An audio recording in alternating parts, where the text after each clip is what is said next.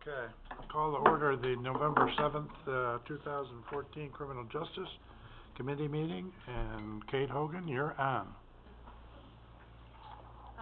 Thank you, Mr. Chairman.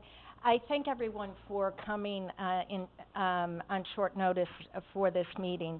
My fifth assistant is Brett Eby, and he was just offered a job with the Attorney General's office at a $20,000 raise. So you can't fault him for wanting to take the job. We have a manslaughter case that is scheduled for trial on November 15th. Brett was second seating on that case. So I reached out to Paul and told him what was going on, and he said, here's how we can expedite the process. When we do trials, we have two attorneys on the bigger cases. So Travis Brown, who is my sixth attorney, sixth ADA, I want to move him up to the fifth ADA. Brett was an intern in my office. Travis was an intern in my office. And what I want to do is hire Ben Smith, a native of Hudson Falls, who was in the Rensselaer County DA's office, who was also an intern in my office. By hiring these people who are interns, you know what their work ethic is like. You know what that they're honest, smart, and can get along in the office. The other huge advantage is that Ben can hit the ground running. He will handle Johnsburg Court. You don't need to tell him where Johnsburg is. So the resolutions in front of you, the first two, are based on that fact pattern. And the first resolution is to fill the fifth assistant attorney position, which is vacated by Brett, and we wish him well, and his last day is November 14th. I would move Travis up.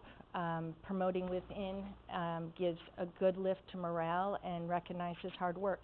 So I would move Travis up to fifth, and then the opening for the sixth ADA, I'm asking permission to fill that vacancy, and that vacancy would be filled by Ben Smith. Okay, number one on the agenda? Yeah. Matt and Jim Brock. Any further discussion? Hearing none, all in favor? Aye. Against? Carried. Number two. Matt and Jim, any discussion? Hearing none, all in favor? Aye. Carried. Number three. Number three. Thanks, Kate. Sure. Sure do. There you go, Doug. You're welcome, thanks. Number three is clerical modification. When we put this resolution in, we failed to put the hourly rate. We put the salary cap. So it's the salary cap, and we put 20 hours a week. It's not 20 hours a week, it's 16 hours a week. So it's a clerical mistake in the prior. There's no change in the money, but the hours, it's a 2-day a week position, and that's the hourly rate for the 2-day for the part-time investigators. Do I have a motion? Matt, Jim? Got a Matt and question. Jim are controlling the board today. Okay, any further discussion? So it's not going to be not to exceed 20 hours, or it's going to be 16 hours? It's 16 hours. Okay. We had put it in as not to exceed 20 hours. The annual salary is still $20,642. Okay. We put it in as 20 hours a week because it was a part-time. We didn't want any accruing of benefits. It really was never intended to be a 20-hour-a-week position. It's supposed to be 16 hours. If again, we're on a big trial, we sometimes have someone come in if they're a 2-day-a-weeker and we need 2 investigators for a particular purpose. We may bring them in week 1, and then they wouldn't work their second day, week 2. Okay. Yeah, I just asked that because if you did 20 hours times the... Correct. It's 2 days. You know, if you need to adjust it's that. 2 days, but I don't want to the not to exceed 20 hours. Paul, I assume that our power is acceptable under this provision.